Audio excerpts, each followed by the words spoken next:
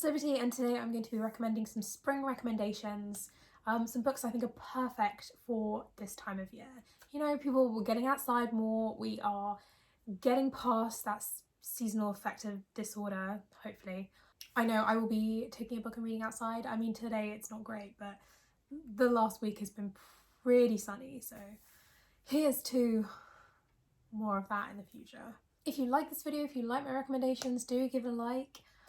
And if you would recommend some books to me, do write them, because I'm always looking for new recommendations. I tend to never know what to pick up next when I finish a book and end up reading multiple books at the same time. It's a whole thing. Anyway, I'm gonna shut up and get straight into it. So my first spring book recommendation is The Little Paris Bookshop by Nina George. The main character is Jean Perdu. I hope I'm saying that right.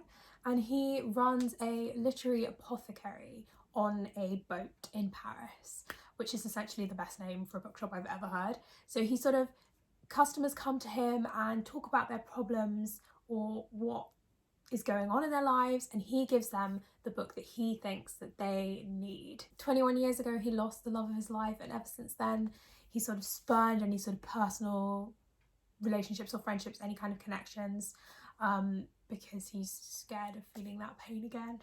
And so he diagnoses and tries to heal everybody else's pain.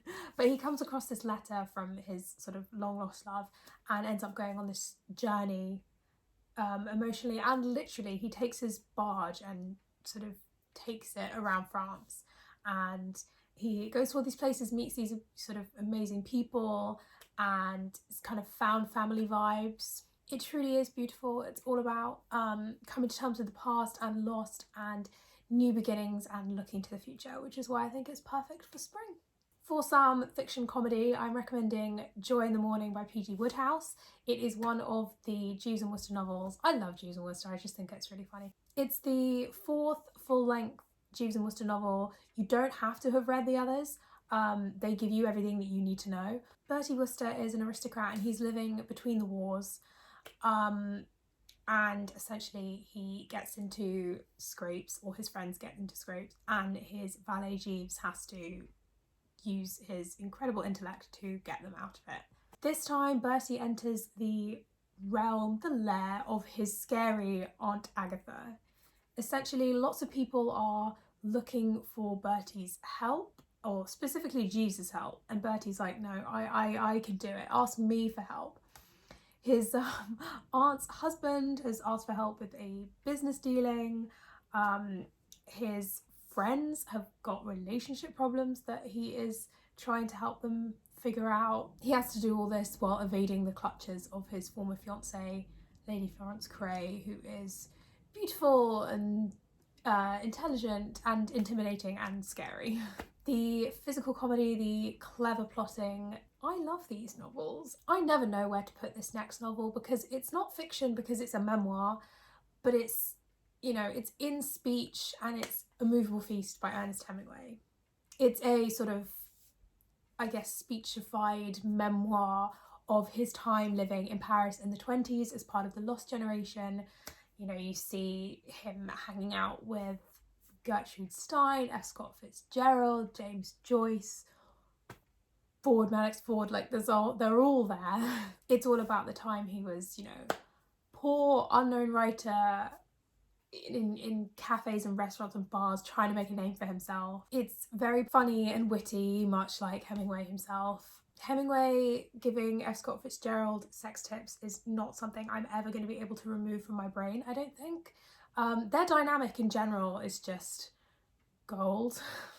Sort of running through the whole memoir. I'm just like, he really brings, you know, 20s Paris and these relationships to life in a way that a biography or you know, traditional memoir could ever do. If you're having trouble with Hemingway's kind of timing and prose, it's really helpful to sort of get you into that. I used to not be able to get into it at all, and then I watched Midnight in Paris, the film, and the guy who plays Hemingway in that film has the way that he speaks down. It was incredible. Obviously, we do not support the maker of that film. I was young when I watched it and I didn't realise at the time, but now read this book instead of watching Midnight in Paris. That way you don't have to deal with the whole Owen Wilson thing anyway. You just focus on the good bit, which is all these authors and artists, Picasso and all that, coming together and hanging out. That's the best part of that film anyway. So my next recommendation is some fantasy, and it is Stardust by Neil Gaiman. If you've seen the film, the book is better in my opinion. I way preferred the book ending. You know, that's a whole thing. That's another discussion. But essentially it's set in the town of Wall, which is so named because of a huge wall dividing the human world from the fairy world. It's very much kind of Tolkien-esque, folklore inspired, I guess some people call it sort of British tradition fantasy. The main character is Tristan Thorne, and he is determined to win the heart of the woman he loves, and he sort of vows to go to the fairy world and bring back a fallen star to give to her in exchange for her love. It is Neil Gaiman, so it's very funny and witty and with incredibly memorable characters. I mean, the pirate, you've got a king with all those sons fighting over the inheritance, you've got witches and fallen stars and magic. And of course it's very much, you know, adventure style fantasy. I love that kind of thing, so it's right up my street. I've been reading a lot of YA recently for no particular reason.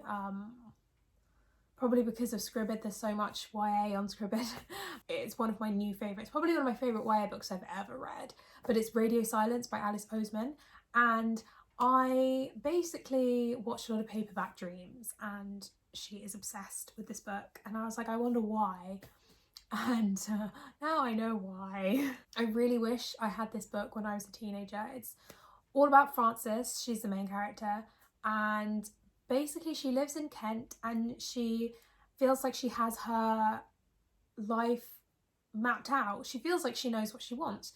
She is incredibly academic, she's going for Cambridge, and she obviously has hobbies. She's a great artist and she loves this YouTube radio show. She's a huge fan.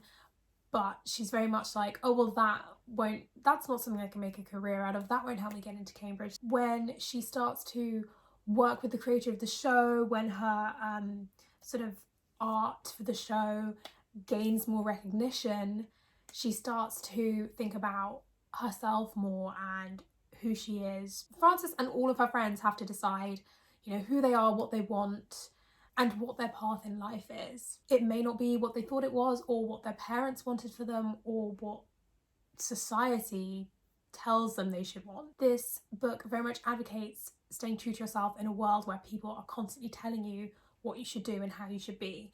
Honestly, it is so refreshing to read YA that has themes and a storyline that really speaks not only to teenagers, but also, you know, 26, people my age, people finding themselves in their 30s, 40s, 50s. I loved it. I think I gave it 4 3/4 stars. It may even be a 5-star on Storygraph, because I haven't been able to stop thinking about it since I put it down, so I think, yeah. I'm going to quickly talk about what I'm currently reading at the moment. I'm currently reading 2 books. Firstly, I'm reading The Mitford Murders by Jessica Fellowes. Now, this follows Louisa Cannon, and she kind of escapes a situation where she's living with her sick mother and a really unsavoury uncle in London, and she becomes a sort of nanny and companion and household member of the Mitford family of Mitford sisters fame. On the same day that this happens, the famous nurse Florence Nightingale, her goddaughter, who was also a nurse, a very famous nurse, is murdered on the train from London, and Louisa and Nancy Mitford are sort of caught up in trying to figure out what exactly happened on that day. I'm enjoying it so far. I don't have amazingly high expectations, but yeah, good so far. I'm also reading The Division Bell Mystery by Ellen Wilkinson. Ellen Wilkinson was one of Britain's first female members of parliament. She was Minister for Education under Attlee when Labour had that landslide election in 1945. This was actually published in 1932. In this novel, there's an American sort of financier, banker person, and he is having dinner in the House of Commons with a minister, I think it's the Home Secretary, and he gets shot somehow, and there's an MP called Robert West, and he gets sort of caught up in playing detective and trying to figure out what happens. I'm enjoying it so far. I'm a few chapters in. The murder has happened. I love it when you can tell and the authors really sort of know the place they're setting it in. The amount of times that I've read, and so walked across London, you know, and they're somehow not tired. Just thank you for watching. I hope you enjoyed my spring recommendations for 2021. Like I said, do let me know if you have any spring recommendations for me.